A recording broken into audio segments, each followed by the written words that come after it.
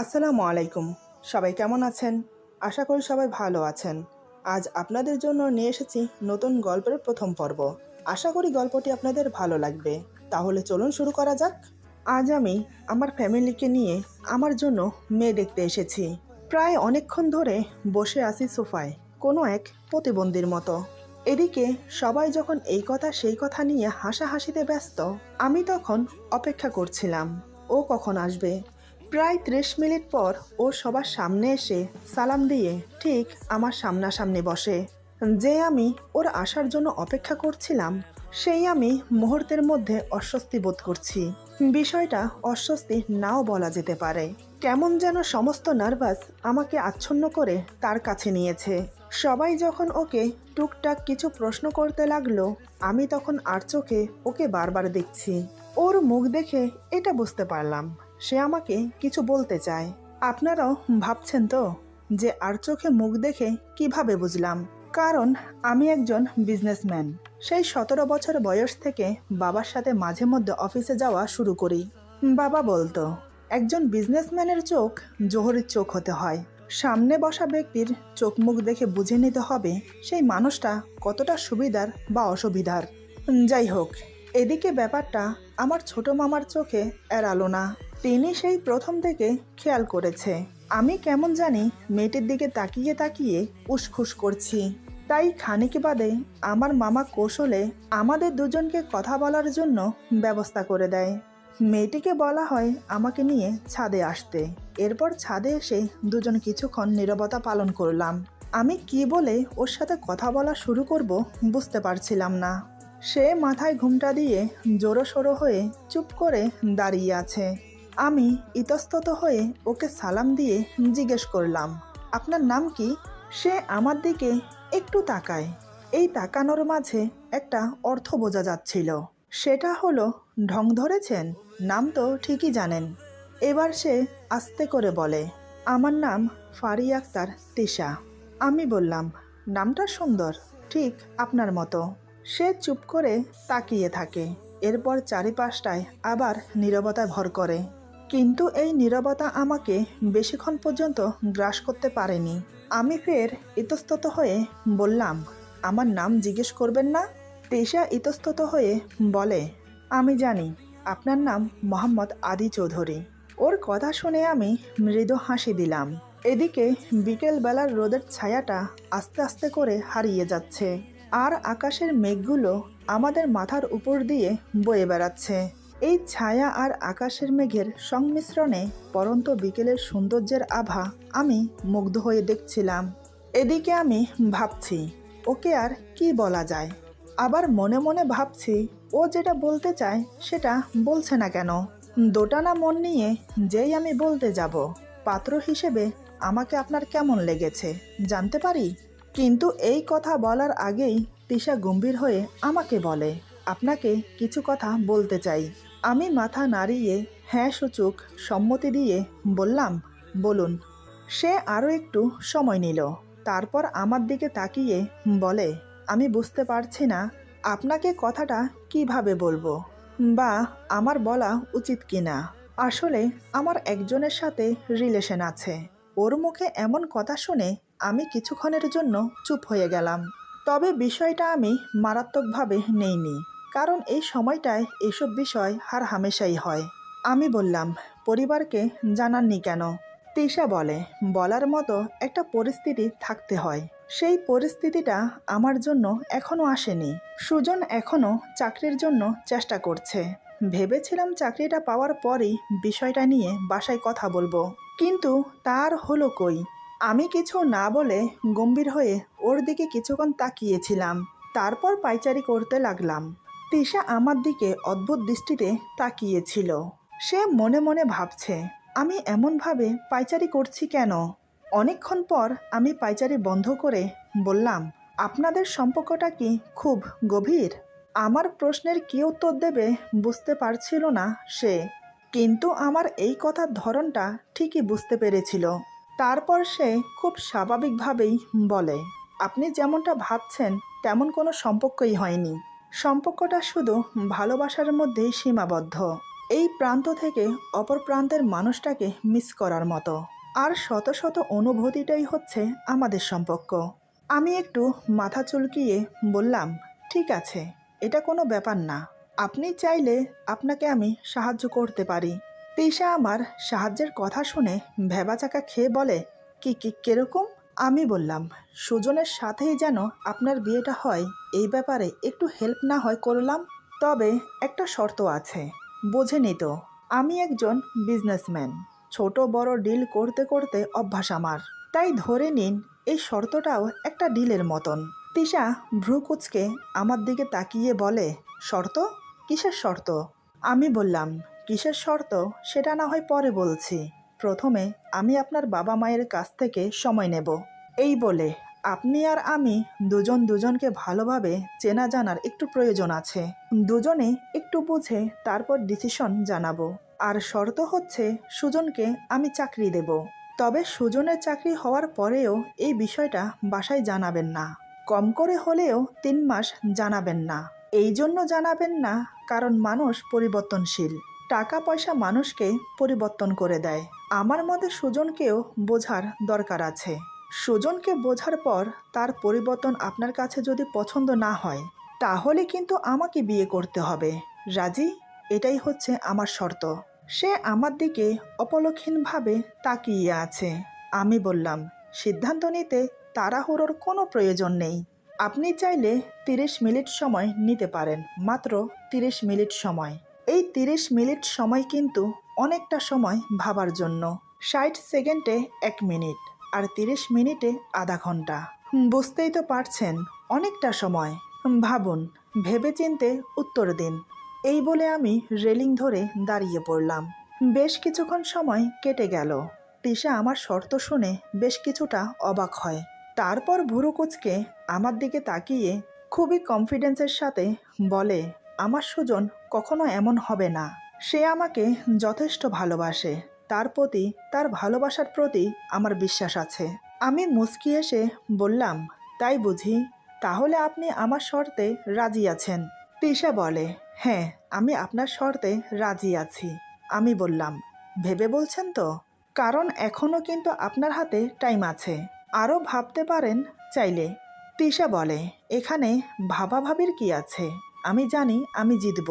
আমি বললাম, বিশ্বাস করা ভালো, তবে কাউকে অন্ধের মতো বিশ্বাস করা এটাকে বোকামি ছাড়া আর কিছুই বলে না। আচ্ছা, যাই হোক, হার জিত কার হয় সেটা পরে বিবেচনা করা যাবে। তবে আপনি কিন্তু কথা দিয়েছেন, যদি শর্তে হেরে যান তাহলে কিন্তু আমাকেই বিয়ে করতে হবে। আচ্ছা, এই নিন আমার কার্ড। যখন যেটার প্রয়োজন হবে ফোন দেবেন, কোনো সংকোচ করবেন না। আর কালকে সুজনকে আমার অফিসে পাঠিয়ে দেবেন। তবে হ্যাঁ, সুজন যেন জানতে না পারে। আশা করব এই বিষয়ে আপনি সুজনকে কিছুই বলবেন না। এখন চলুন নিচে যাওয়া যাক, সবাই নিশ্চয়ই আমাদের জন্য ওয়েট করছে। ওকে কথাগুলো বলে আমি মনে মনে ভাবছি, তিশা, তুমি এতটাই বোকা? তুমি জানো না কার ফাঁদে পা দিয়েছ। আদি চৌধুরী আজ পর্যন্ত কোনোদিন হারেনি, আর হারবেও না। তবে আমি এই শর্ত না দিয়ে বিয়েটা ক্যান্সেল করে দিতে পারতাম, কিন্তু এই পরন্ত বিকেলের উন্মাদ করা সৌন্দর্যের মাঝে তার শরীরের স্নিগ্ধ গন্ধটা আমার ভেতরটাকে যখন নাড়িয়ে দিল, তখন আমি আমার মাঝে ছিলাম না। যেন আমি সূর্যের উত্তাপ রোদের থেকে বাঁচার জন্য তিশা নামক ছায়ার আঁচলে আশ্রয় নিয়েছিলাম।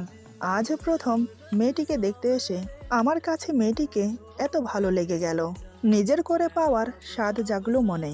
ছলে বলে কৌশলে ওকে তো আমি আমার করেই ছাড়ব। যাই হোক, কথা বলার 30 মিনিট পর পরিবারের সবাইকে বিষয়টা বললাম। আমাদের দুজনের একটু ভালোভাবে চেনা জানার প্রয়োজন আছে। দেখলাম কেউ কোনো আপত্তি করল না। তারা আমাদের কথায় সম্মতি জানায়। তার পরের দিন সুজন আমার অফিসে আসে।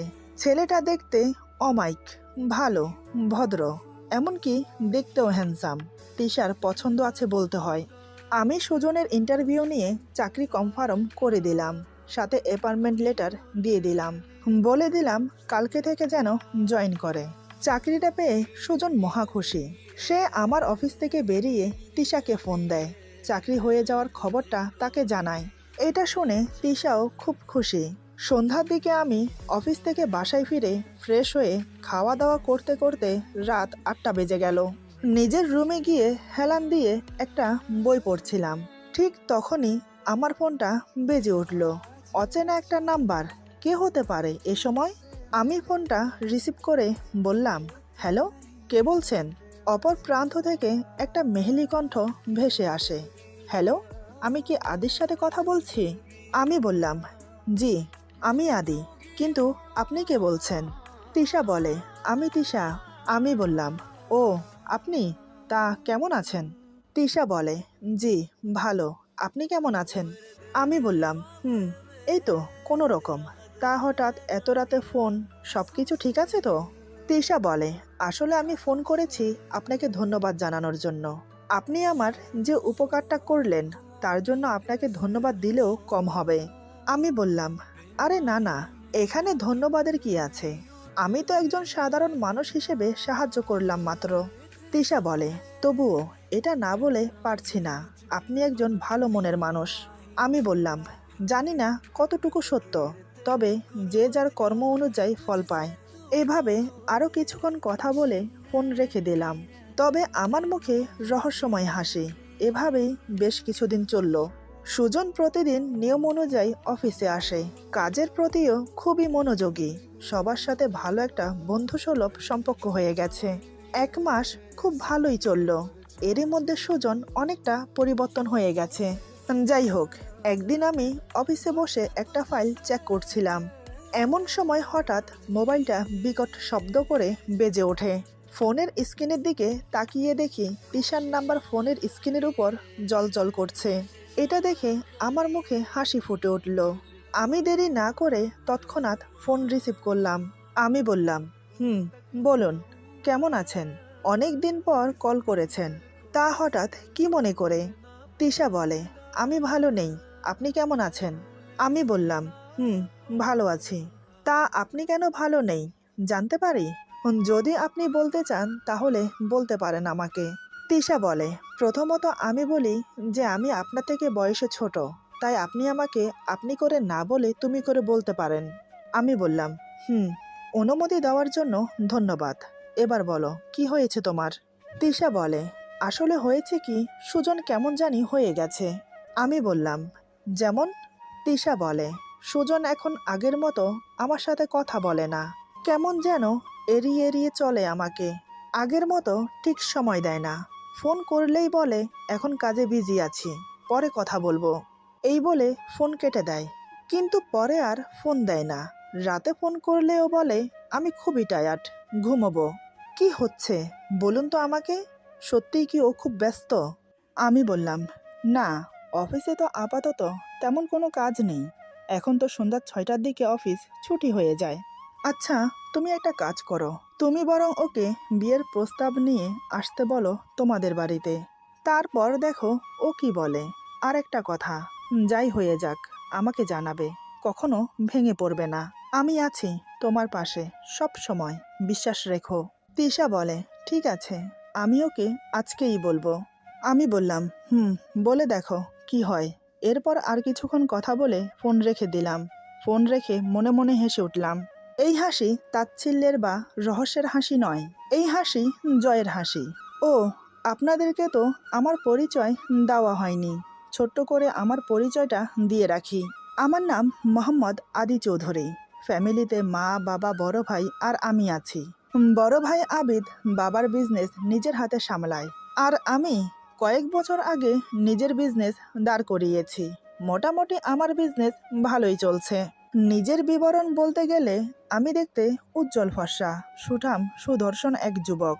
এক কথায় বলতে গেলে আকর্ষণীয় দেহের গঠন ও মুখের আদল, যার তার নজর কাড়ে। আর স্বভাব চরিত্র, আমি একদম অন্য ধরনের মানুষ। খুবই খুঁতখুঁতে, ভালোর সময় অনেক ভালো, আর রেগে গেলে পুরো সাইকো। এজন্য আমাকে আমার ফ্যামিলি পর্যন্ত নুয়ে চলে, মানে আমাকে তেমন একটা কেউ ঘাটায় না। যাই হোক, এদিকে আমি প্রহর গুনতে লাগলাম, তিশা কবে আমাকে ফোন করবে। প্রায় 1 সপ্তাহ পর অবশেষে তিশার ফোন এলো, তাও আবার অনেক রাতে। ঘড়ির দিকে তাকিয়ে দেখি রাত 12টা বাজে। এত রাতে ফোন, বিষয়টা কি হলো বুঝলাম না। সচরাচর এত রাতে সবাই ঘুমিয়ে যায়, আমিও ঘুমিয়ে গিয়েছিলাম। তিশার ফোন আসাতে উঠে বসলাম, ততক্ষণে ফোন কেটে গেছে। এবার আমি ওকে ফোন করলাম। তিশা ফোন রিসিভ করে কান্না করছে। বুঝতে পারলাম যেটা হবার ছিল সেটা হয়ে গেছে। এইটাই তো আমি চেয়েছিলাম। আমি বুঝেও না বোঝার ভান করে বললাম, তিশা, কি হয়েছে? তুমি কান্না করছো কেন? তিশা কান্না করতে করতে বলে, আমি হেরে গেছি। ও আমাকে প্রত্যাখ্যান করেছে। আমি এখন কি করব? আমি বললাম, দেখো, তুমি এভাবে কান্না করো না। কান্না করলেই কি সব কিছু সমাধান হয়ে যায়? আর তুমি এভাবে ভেঙে পড়ছো কেন? আমি তো বলেছি তোমাকে আমি আছি, আর তুমি হেরে যেতে পারো না। নতুন করে শুরু করবে জীবন, সমস্যা কি? এখন নিজেকে শান্ত করো। এদিকে সে কান্না করেই যাচ্ছে। তাই 1 ঘন্টা ধরে অনেক বুঝিয়ে সুজিয়ে ওকে শান্ত করলাম। তারপর ফোন রেখে ভাবনায় পড়লাম। এখন আর দেরি করা যাবে না।